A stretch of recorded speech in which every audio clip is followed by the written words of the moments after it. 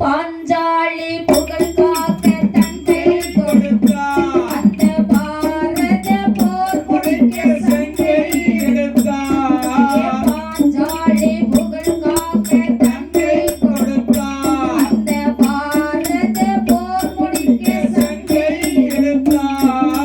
பாண்டவர்க்கு உரிமையுள்ள பங்கை கொடுத்தார். அந்த பாண்டவர்க்கு உரிமையுள்ள பங்கை கொடுத்தார்.